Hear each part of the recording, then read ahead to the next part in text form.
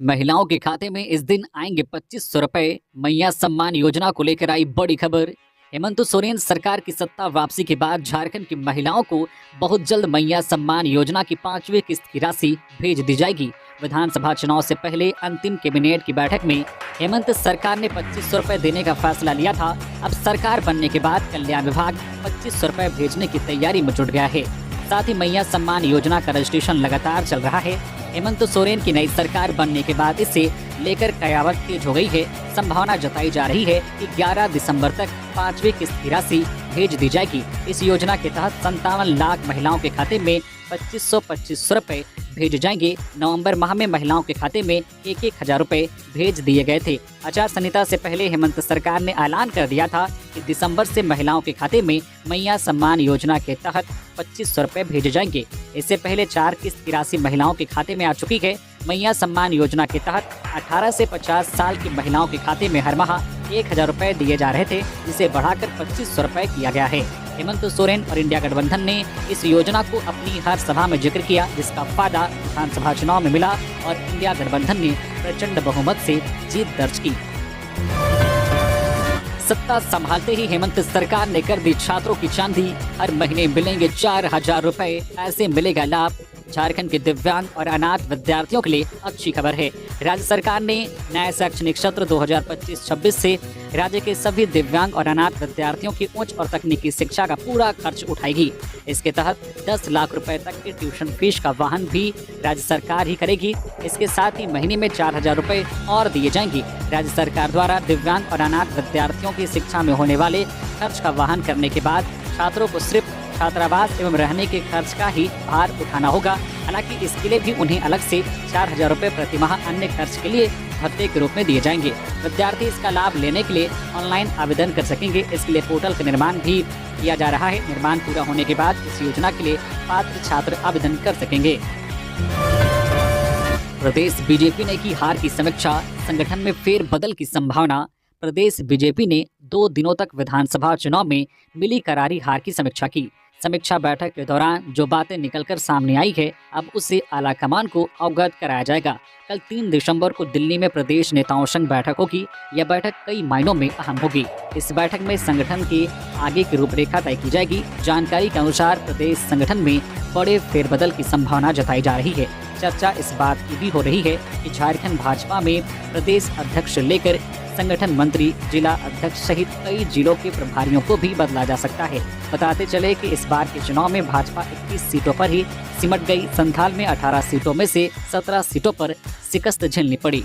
समीक्षा बैठक के दौरान कई नेताओं ने दो टूक कहा है कि चुनाव में स्थानीय मुद्दों की अनदेखी की गई है। बाहरी नेताओं को टिकट देना भी हार का कारण बना। वहीं प्रमंडलीय प्रभारियों ने भी कोई कारगर कदम नहीं उठाया। टॉप लीडर तक स्थानीय समस्याओं को भी सही तरीके से नहीं पहुंचाया गया। चक्रवाती तूफान फेंगल धीरे धीरे हो रहा कमजोर। झारखंड में हुई बारिश, बढ़ी ठंड। चक्रवाती तूफान फेंगल धीरे धीरे अब कमजोर हो रहा है। झारखंड के मौसम की बात करें तो राज्य में पिछले 24 घंटे में इसके प्रभाव से कहीं कहीं हल्के दर्जे की वर्षा हुई है। उच्चतम तापमान 29.8 डिग्री सेल्सियस गोड्डा में, जबकि न्यूनतम तापमान 11.2 डिग्री सेल्सियस गढ़वा में दर्ज किया गया है। बारिश ने राज्य में ठंड बढ़ा दी है। इसका असर दिन में दिख रहा है। दिन में बादल होने के कारण अगले 3 दिनों के दौरान न्यूनतम तापमान में कोई बड़े बदलाव की संभावना नहीं है। इसके बाद 3 से 5 डिग्री की गिरावट हो सकती है। आने वाले 2 दिनों में राज्य में सुबह में हल्के से मध्यम दर्जे का कोहरा छाया रहेगा। इसके बाद सामान्य बादल छाए रहेंगे और मौसम शुष्क रहेगा। झारखंड विधानसभा के प्रभारी सचिव बने मानिक लाल हेम्ब्रम। 9 दिसंबर से शुरू होगा विशेष सत्र। झारखंड में नई सरकार के गठन के बाद अब विधानसभा के विशेष सत्र की तैयारी चल रही है। बता दें कि झारखंड विधानसभा का विशेष सत्र 9 दिसंबर से 12 दिसंबर तक आहूत होने वाला है। वहीं इससे पहले ही झारखंड विधानसभा के नए प्रभारी सचिव की नियुक्ति हो गई है। मानिक लाल हेम्ब्रम झारखंड विधानसभा के नए प्रभारी सचिव बनाए गए हैं। बता दें कि झारखंड विधानसभा के प्रभारी सचिव सैयद जावेद हैदर के सेवानिवृत्त होने पर नए सचिव की नियुक्ति की गई है। इसमें मानिक लाल हेम्ब्रम को नया प्रभारी सचिव बनाया गया है। इस संबंध में झारखंड विधानसभा सचिवालय में अधिसूचना जारी की गई है। वहीं इससे पहले मानिक लाल हेम्ब्रम संयुक्त सचिव के पद पर कार्यरत थे। बंगाल सरकार ने रोकी आलू की सप्लाई। सीपी सिंह बोले, झारखंड अगर कोयला और मिनरल्स रोक दे तब बंगाल बॉर्डर पर आलू लदे ट्रक रोके जाने को लेकर झारखंड की राजनीति गर्मा गई है। झारखंड मुक्ति मोर्चा ने कहा है कि आलू एसेंशियल कमोडिटीज नहीं है, दूसरे राज्यों से पर्याप्त मात्रा में आलू आ रहा है। बीजेपी मामले में राजनीति कर रही है। वहीं बीजेपी विधायक सीपी सिंह ने कहा है कि झारखंड अगर कोयला और मिनरल्स रोक दे तब क्या होगा। उन्होंने मुख्यमंत्री ममता बनर्जी पर भी निशाना साधा। पश्चिम बंगाल सरकार ने झारखंड को आलू सप्लाई पर रोक लगा दिया है। इस वजह से झारखंड बंगाल बॉर्डर पर आलू लदे ट्रक खड़े हैं। दूसरी ओर झारखंड में आलू की किल्लत पैदा होने की स्थिति उत्पन्न हो गई है। विपक्ष को मुख्यमंत्री हेमंत सोरेन पर निशाना साधने का मौका मिल गया है। बंगाल बॉर्डर पर आलू लदे ट्रक रोकने की खबरों का मुख्यमंत्री हेमंत सोरेन ने इधर रविवार को संज्ञान लिया है। उन्होंने मुख्य सचिव अलका तिवारी को तत्काल हस्तक्षेप करने का निर्देश दिया है। धनबाद के वासेपुर में गैंगस्टर फहीम खान के भाई पर अपराधियों ने की फायरिंग। धनबाद जिले के वासेपुर इलाके में रविवार शाम को गैंगस्टर फहीम खान के भाई नसीम खान उर्फ सोनू खान पर अज्ञात अपराधियों ने फायरिंग की। घटना में नसीम खान बाल बाल बच गए हैं। पुलिस ने बताया है कि घटना रविवार शाम को भूली मोड़ अलीपुरी के पास हुई है। नसीम खान अपनी बाइक से घर जा रहे थे, तभी पीछे से अपराधियों ने फायरिंग की।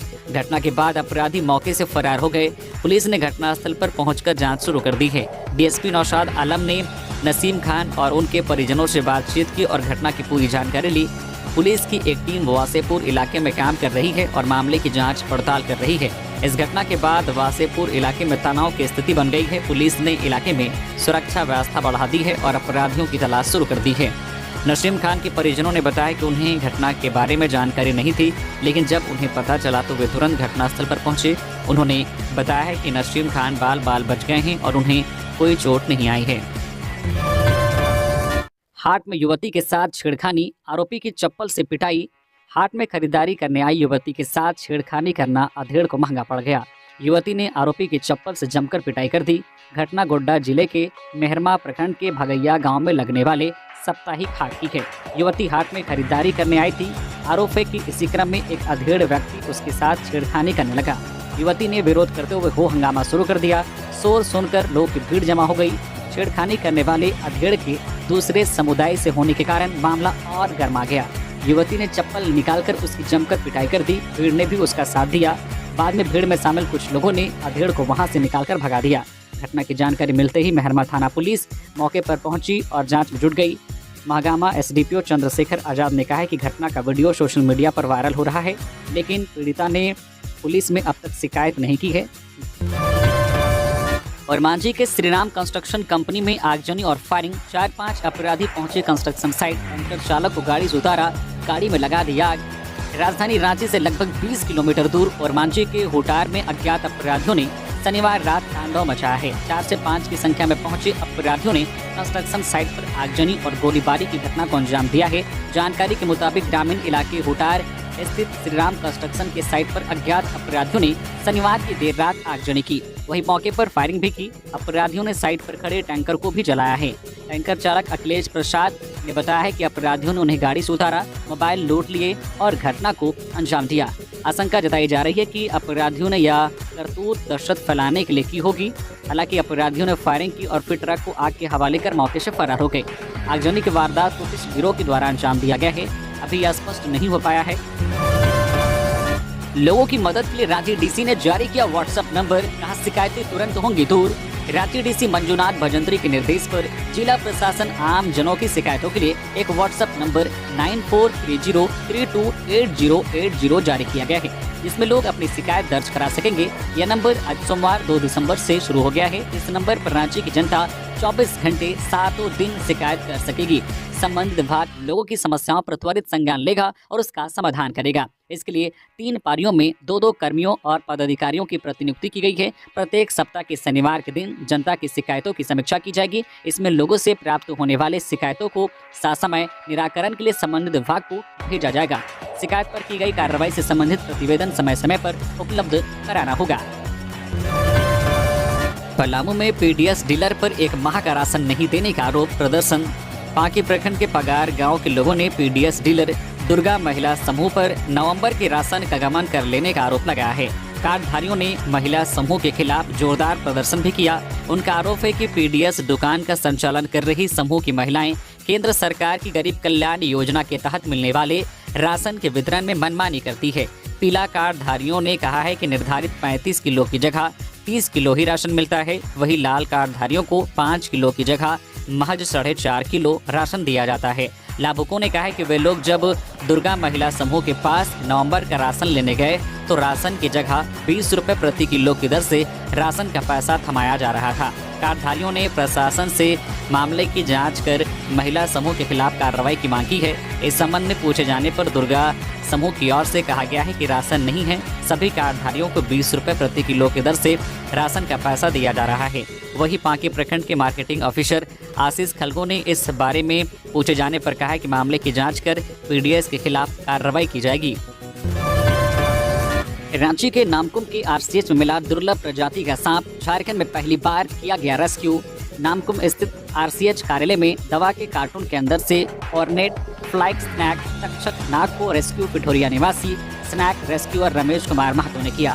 सांप लगभग 3 फीट का था। रमेश ने बताया कि यह सांप दुर्लभ प्रजाति का है और झारखंड में पहली बार इसे रेस्क्यू किया गया है। यह सांप ज्यादातर पहाड़ी क्षेत्र के झाड़ीनुमा जगहों पर पाया जाता है। यह सांप 100 फीट ऊपर से नीचे जंप कर सकता है। यह जमीन में बहुत कम आता है, अधिकतर यह पेड़ में ही रहता है। इसका भोजन मुख्य रूप से छिपकली एवं कीड़े मकोड़े हैं। यह सांप विलुप्त के कगार पर है। यह भारत में रेयर कैटेगरी में आता है। इस सांप के जेनेटिक के बारे में रिसर्च होगा, इसलिए इसे बिरसा जैविक उद्यान को सुपुर्द कर दिया जाएगा। हजारीबाग के प्रवासी मजदूर की चेन्नई में मौत। परिवार ने 100 को वापस लाने के लिए सरकार से लगाई गुहार। हजारीबाग जिले के बिशुनगढ़ थाना क्षेत्र के जोबार फुसरो गांव के एक प्रवासी मजदूर की मौत चेन्नई में हो गई है। मृतक की पहचान सरजू कुमार महतो के रूप में हुई है। सरजू रविवार को काम के दौरान हादसे का शिकार हो गया। वह राधा रानी इंटरप्राइजेस में इलेक्ट्रो स्टील टेस्टिंग का काम करता था।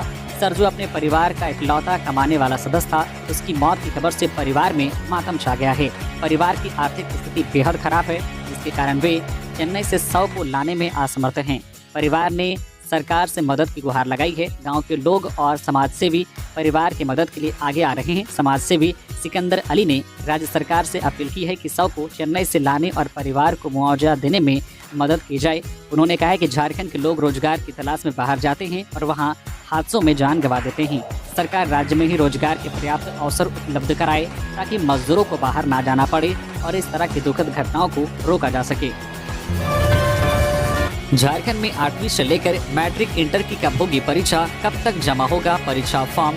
वर्ष 2025 की कक्षा 8वीं, 9वीं और 11वीं की बोर्ड परीक्षा मैट्रिक और इंटर की परीक्षा से पहले लेने की तैयारी की जा रही है। कक्षा 8वीं, 9वीं और 11वीं बोर्ड परीक्षा जनवरी अंत या फरवरी के प्रथम सप्ताह और मैट्रिक इंटर की परीक्षा 15 फरवरी के आसपास शुरू हो सकती है। झारखंड एकेडमिक काउंसिल ने इसकी तैयारी शुरू कर दी है। इस माह परीक्षा प्रोग्राम जारी किया जा सकता है। सभी परीक्षा के परीक्षा फॉर्म जमा करने की तिथि घोषित कर दी गई है। कक्षा 8वीं, 9वीं और 11वीं की परीक्षा ओएमआर सीट पर ली जाएगी। प्रश्न बहुविकल्पीय होगा। वर्ष 2025 की मैट्रिक इंटर की परीक्षा में वर्ष 2024 के अनुरूप ही प्रश्न पूछे जाएंगे। इनमें 30 प्रश्न बहुविकल्पीय होंगे। सभी बहुविकल्पीय प्रश्न 1-1 अंक के होंगे। जिन विषयों में प्रायोगिक परीक्षा होगी उन्हें छोड़कर सभी विषयों में 20-20 अंक का आंतरिक मूल्यांकन होगा। आंतरिक मूल्यांकन संबंधित स्कूल कॉलेजों के स्तर से किया जाएगा। किसानों से 200 क्विंटल तक होगी धान की खरीद। ग्रेड ए धान के लिए होगा 2420 रुपए का भुगतान। रांची सहित दूसरे जिलों में धान की खरीद की प्रक्रिया 15 दिसंबर से शुरू होनी है। साथ ही यह भी विचार तय हुआ है कि प्रति किसान से 200 क्विंटल तक धान खरीदा जाएगा और अधिक से अधिक किसानों को एमएसपी का लाभ दिया जाएगा। धान में 17% तक की नमी को स्वीकार किया जाएगा। राज्य सरकार ने इस बार साधारण धान की खरीद के लिए किसानों को 2400 रुपए प्रति क्विंटल और ग्रेड ए धान के लिए 2420 रुपए प्रति क्विंटल भुगतान करने का फैसला लिया है। इसमें केंद्र सरकार द्वारा तय एमएसपी 2300 रुपए और 2320 रुपए के अतिरिक्त 100 रुपए प्रति क्विंटल का बोनस शामिल है। धान केंद्र पर देने के बाद पहले 50% राशि का भुगतान होगा। इसके बाद अगले राउंड में शेष राशि दी जाएगी। अवैध बालू पर रोक लगाएं डीसी हेमंत सोरेन। मुख्यमंत्री हेमंत सोरेन ने बालू और लॉटरी के अवैध धंधे पर उपायुक्तों को तत्काल रोक लगाने का निर्देश दिया है। सोशल मीडिया पर बोकारो में ट्रैक्टर से बालू की अवैध ढुलाई करती तस्वीर पर संज्ञान लेते हुए मुख्यमंत्री ने यह निर्देश दिया। साथ ही अन्य जिलों के डीसी को भी कार्रवाई करने को कहा है। उधर दुमका में लॉटरी के अवैध धंधे पर भी डीसी को तत्काल कार्रवाई करने का निर्देश दिया है। सोशल मीडिया पर डाली गई एक खबर के अनुसार दुमका में रातों रात करोड़पति बनने के चक्कर में युवाओं के बर्बाद होने की जानकारी दी गई है। कहा गया है कि प्रतिबंधित लॉटरी के चक्कर में दुमका के युवा अपनी मेहनत और समय को गंवा रहे हैं। पश्चिमी सिंहभूम में अचानक नहर में छोड़ा गया पानी, 3000 एकड़ में धान की फसल बर्बाद। चक्रधरपुर प्रखंड के आसनतलिया पंचायत की नहर में जल संसाधन विभाग द्वारा अचानक पानी छोड़ दिए जाने से कृष्णापुर, लांडूपोदा, इंदकांटा, ठसकपुर, रामचंद्रपुर, टिकर चांपी, कोटवा गांव के खेतों में पानी घुस गया है। इससे 3000 एकड़ में लगी धान की फसल बर्बाद हो गई है। रविवार को दर्जनों किसानों ने खेत में उतरकर जल संसाधन विभाग के प्रति आक्रोश जताया। किसानों ने विभाग से क्षतिपूर्ति की मांग की है। खेत में पानी घुसने से किसान तैयार धान की फसल की कटाई भी नहीं कर पा रहे हैं। धान की खेती में पानी भर गया है, इससे खेत कीचड़मय हो गया है। कई खेतों में घुटने भर पानी भर गया है। ऐसे में धान की कटाई मुश्किल हो गई है।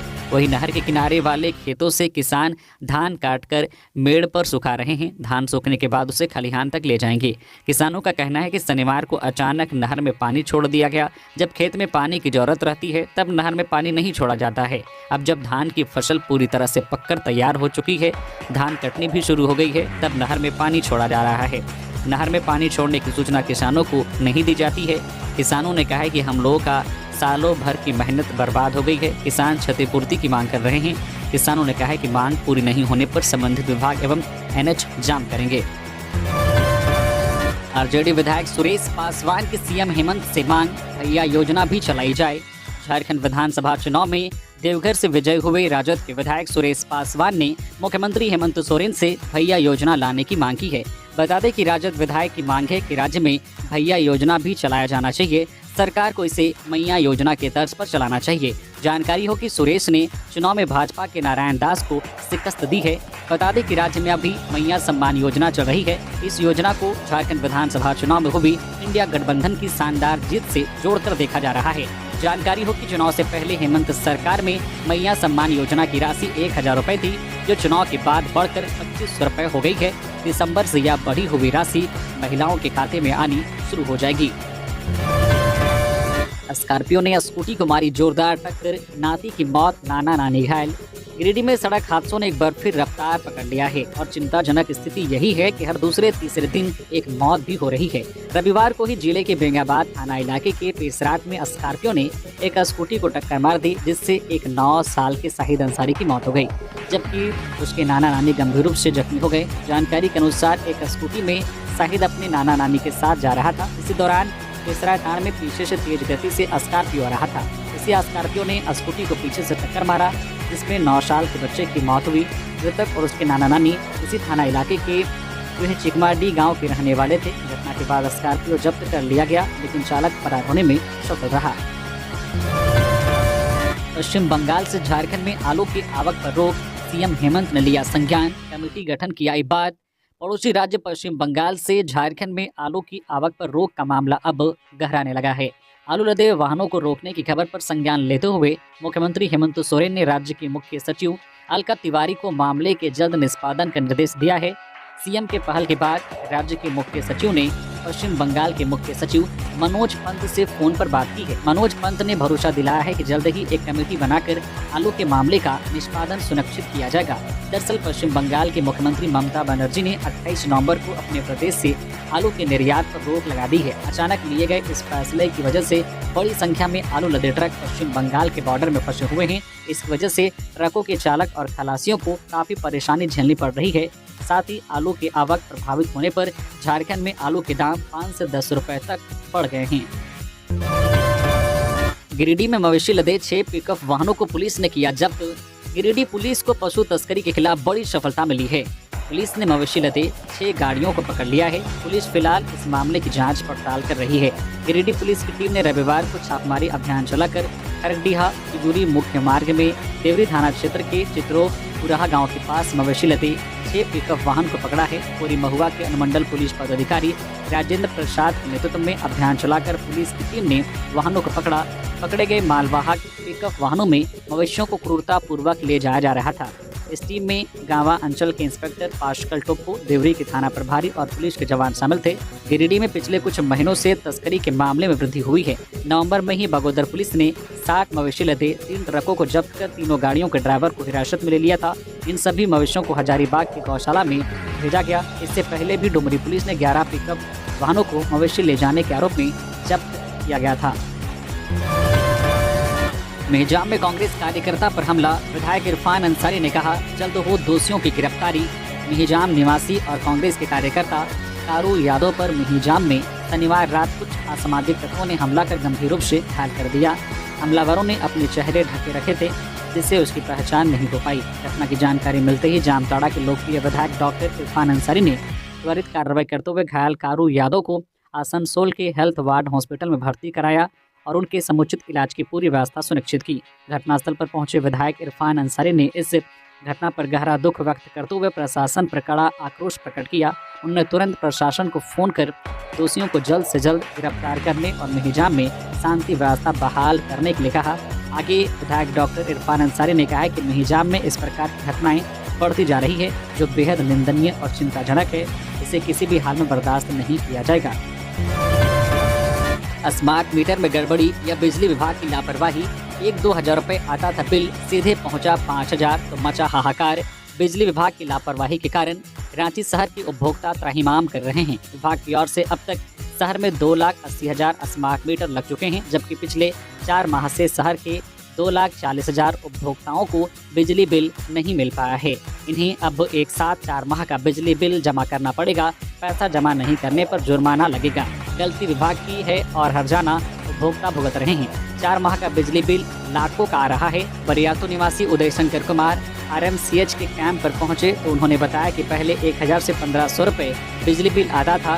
4 माह का बिल 6,000 से 8,000 रुपये होना चाहिए, लेकिन अचानक बिजली बिल देखने पर पता चला है कि बिल 20,000 आ गया है। वही RHCH के चेसायर रोड निवासी धीरज कुमार का तो 4 माह का बिजली बिल लगभग 1 लाख रुपए आया है। विभाग भी यह बताने में सक्षम नहीं है कि आखिर जिन उपभोक्ताओं का बिजली बिल पहले 1,000 से 2,000 आता था, अब अचानक 5,000 से 7,000 रुपए कैसे आ रहा है। असम सरकार झारखंड भेजेगी प्रतिनिधिमंडल, हिमंता बिस्वा शर्मा बोले 5 दिसंबर को निर्णय लेंगे। पहली कैबिनेट में हेमंत ने टीम भेजने का लिया था फैसला। चुनाव खत्म होने के बाद भी हेमंत सोरेन और भाजपा एक दूसरे पर आक्रामक है। अब इसमें सरकारें भी शामिल हो गई है। झारखंड सरकार के असम में सर्वदलीय टीम भेजने के जवाब में असम सरकार ने भी अपनी टीम भेजने का ऐलान किया है। गुवाहाटी में पत्रकारों से बातचीत करते हुए असम के CM हिमंता बिस्वा शर्मा ने कहा है कि असम सरकार अपने 2 प्रतिनिधि मंडल को जल्द झारखंड भेजेगी।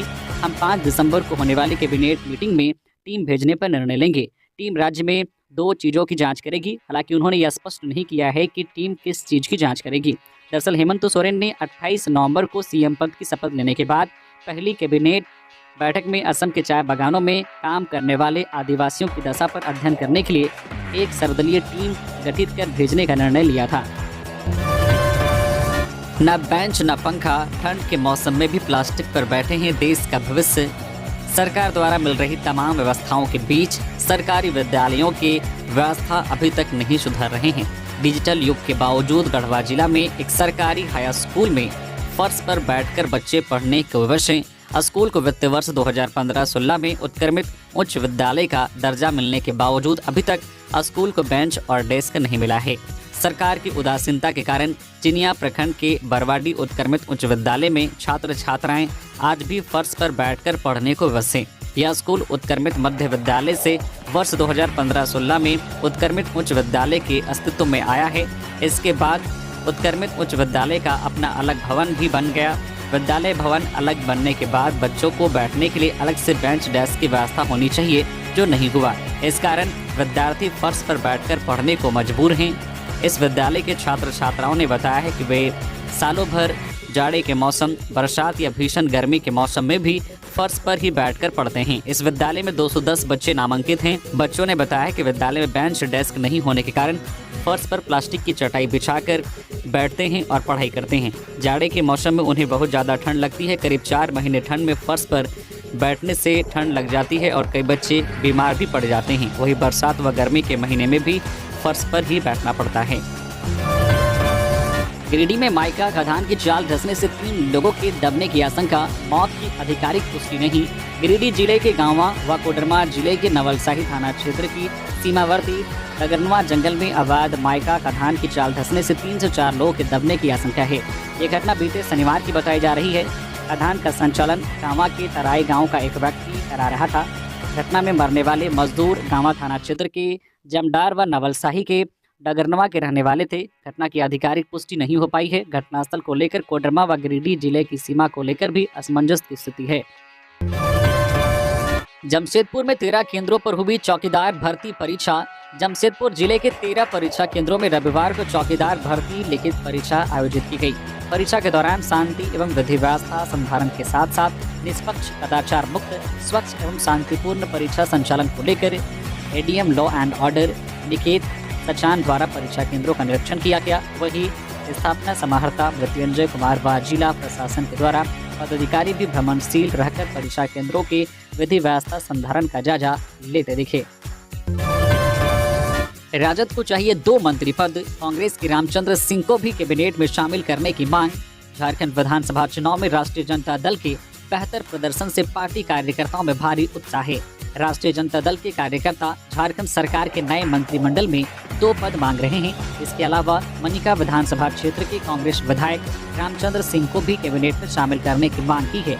लातेहार में राष्ट्रीय जनता दल के नेताओं ने प्रेस वार्ता कर इसकी जानकारी दी। दरअसल झारखंड में हुए विधानसभा चुनाव में राष्ट्रीय जनता दल के 4 विधायक निर्वाचित हुए हैं। इंडिया गठबंधन की ओर से राष्ट्रीय जनता दल को 6 सीट दी गई थी, जिनमें से 4 सीट पर राष्ट्रीय जनता दल ने जीत हासिल की है। इस बम्पर सफलता से राष्ट्रीय जनता दल के कार्यकर्ता काफी उत्साहित हैं।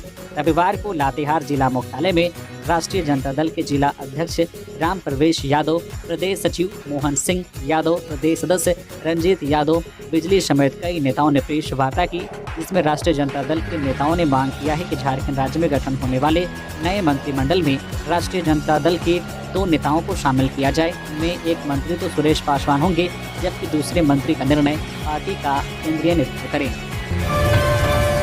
पलामू बालिका गृह में यौन शोषण कराया गया खाली। सुपरिटेंडेंट कहता था पहले खुश करो फिर बाहर जाओ। काउंसलर भी गिरफ्तार। बालिका गृह में शनिवार को यौन शोषण का मामला सामने आने के बाद जिला प्रशासन हरकत में आ गया है। महिला थाना में पॉक्सो एक्ट के तहत केस दर्ज करते हुए सुपरिटेंडेंट राम प्रताप गुप्ता और महिला काउंसलर प्रियंका कुमारी 26 वर्षीय को रविवार को न्यायिक हिरासत में भेज दिया गया है। वही शनिवार रात में ही बालिका गृह को खाली कराकर सील कर दिया गया है। सभी बच्चियों को जेलहाता स्थित सखी वन स्टॉप सेंटर में शिफ्ट कर दिया गया है। बालिका गृह का संचालन समाज कल्याण विभाग की ओर से किया जाता है। 3 वर्षों से विकास इंटरनेशनल नाम का एनजीओ इसकी देखरेख कर रहा था। आरोपी राम प्रताप गुप्ता इस एनजीओ का सचिव है। यहाँ से बच्चियों के भाग निकलने की घटनाएं भी हुई हैं। यहाँ मंदबुद्धि और दिव्यांग बच्चियां भी रहती है। इस बालिका गृह में 28 लड़कियां रहती हैं। इनमें कुछ लड़कियां 28 वर्ष की उम्र पार कर गई है। पुलिस ने जब इनसे पूछताछ की तो उन्होंने कहा बालिका गृह से निकलने की बात पर उनके सामने अधिकारियों को खुश करने की शर्त रखी जाती थी। बच्चियों पर दबाव डाला जाता था कि पहले खुश करो फिर बाहर जाओ। पुलिस की जांच में पता चला है कि बालिका गृह की महिला काउंसलर ने कुछ बच्चियों की तस्वीरें भी किसी को भेजी थी। निशिकांत बोले बांग्लादेशी जैसी घटनाएं संथाल में हो रही, कहा किसी भी कीमत पर यहां एनआरसी लागू होगा। गोड्डा सांसद निशिकांत दुबे ने कहा है कि जिस तरह की घटनाएं बांग्लादेश में हो रही है वैसे ही घटनाएं संथाल परगना में हो रही है। हमने कहा था कि बांग्लादेशी घुसपैठियों का मुद्दा चुनाव का विषय नहीं है। चुनाव की हार जीत से इसको फर्क नहीं पड़ेगा। भाजपा इसके लिए लगातार संघर्ष करती रहेगी। सांसद रविवार को अपनी आवास पर मीडिया से बातचीत कर रहे थे। उन्होंने कहा भाजपा और संघ परिवार के लोग मिलकर आंदोलन करते रहेंगे और हम सड़क से लेकर सदन तक अपनी बातें पहुंचाते रहेंगे। किसी भी कीमत पर यहां एनआरसी लागू करवाएंगे और उसकी तहकीकात 1932 के खतियान से करवाएंगे। सांसद ने कहा चुनाव परिणाम के बाद कई स्थानों पर कुछ घटनाएं हुई हैं। उन सभी इलाकों का भ्रमण किया। इन सारी घटनाओं से जनता परेशान है। जनता इस चुनाव परिणाम को पचा नहीं पा रही है। जिन लोगों ने प्रधानमंत्री के नारे एक हैं तो सिर्फ हैं के खिलाफ काम किया, उनके लिए राजनीति मुश्किल होगी। वही सांसद ने कहा बैद्यनाथ धाम रेलवे स्टेशन के विकास के लिए 17 करोड़ रुपए खर्च